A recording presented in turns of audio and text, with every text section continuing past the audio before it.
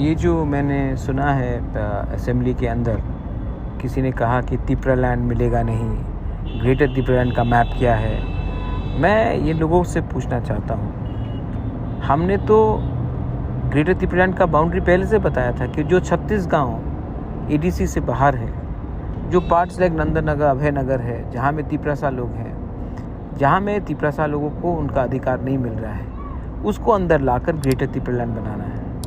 आपको नाम से प्रॉब्लम है, ठीक है, आप कुछ और नाम लिख लीजिए, मोदी लैंड लिख लीजिए, आप शुक्ला लैंड लिख लीजिए, आप शंभूलाल चकमा लैंड लिख लीजिए, हमको कोई फ़र्क नहीं पड़ता है। हम सिर्फ चाहते हैं कि हमारा जो तिपरासा लोग है उनको उनका ज़मीन का, उनका फाइनेंशियल पावर का, उनका एजुकेशन का, उनका हेल्थ का, उनका पुलिस का, उनका भविष्य का जो जो डिपार्टमेंट्स है उसके अंदर हमें डायरेक्टली गवर्नमेंट ऑफ इंडिया के अंदर आना है, ना कि हमें स्टेट गवर्नमेंट के अंदर आना है।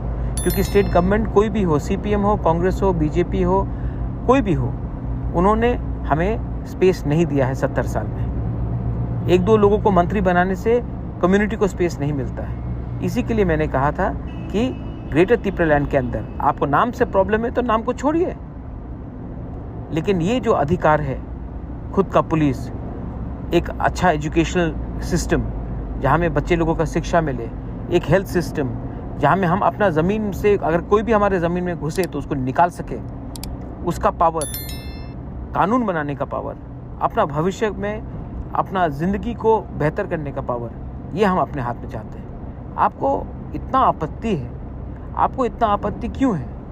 प्राइवेटली तो आप सब लोग बोलते हैं कि हम आपसे अग्री करते हैं महाराज, लेकिन पब्लिकली क्योंकि मालिक हर महीना आपको सैलरी देता है, कुछ कॉन्ट्रैक्ट का पैसा देता है, तो आपको लगता है कि आप उनको खुश करने के लिए हमें बेइज्जत करोगे।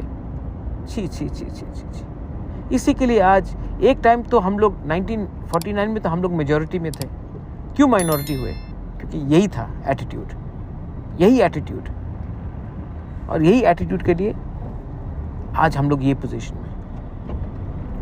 और मैं पूरा ज़िंदगी नहीं रहूँगा फाइट करने के लिए। आप देखिए क्या होता है उसके बाद, आपको बाद में पछताओगे, बहुत पछताओगे।